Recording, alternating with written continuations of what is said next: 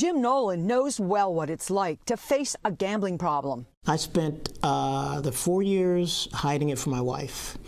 I had stomach issues all the time, not from the gambling, but from the lying and the deception and the manipulation I had to do to hide the gambling. Eventually, it cost me my job. I had a job that I loved. I wound up getting arrested. I faced going to jail. Jim's been in recovery for 35 years now. He's using his experience to help others.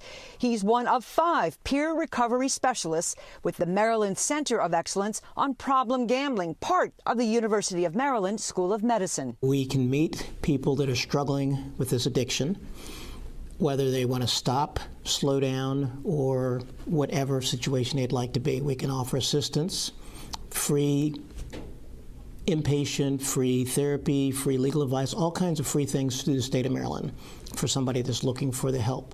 And the calls and need for help are increasing as sports betting continues to expand.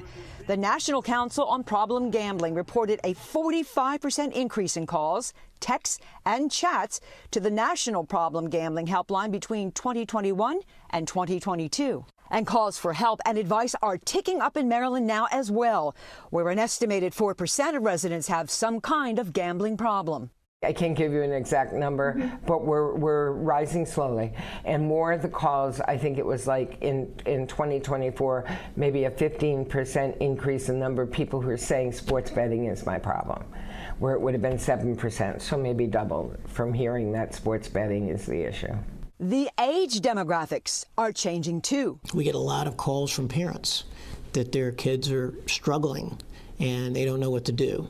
Unfortunately, if their kids, and I'll say kids, but if their kids are struggling, unless the person wants help, there's not a lot we can do for them, just like any addiction. Unless somebody is looking or would like to get some help, you can't do a lot. But we see a lot of young people coming in. What's the youngest you've seen? We've had calls on 13, 14-year-olds from their parents. Problem gamblers and their families face many challenges, some life-threatening.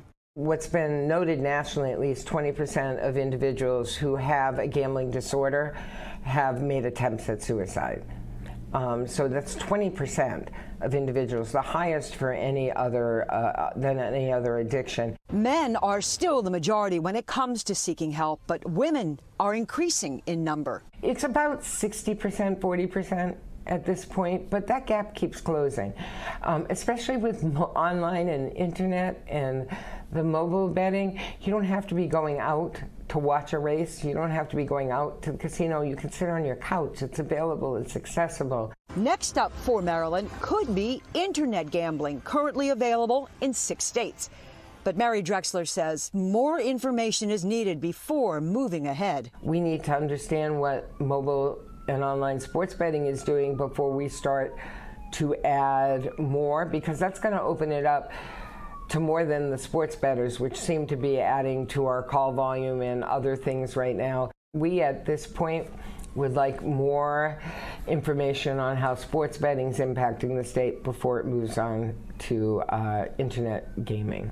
For now, the center will continue to provide support, outreach, training, and research when and where it's needed. At the center, we're not for or against gambling. We just try to raise awareness that gambling can be an issue, and if it is an issue or you're concerned or you know somebody that might have an issue, they can reach out for free help.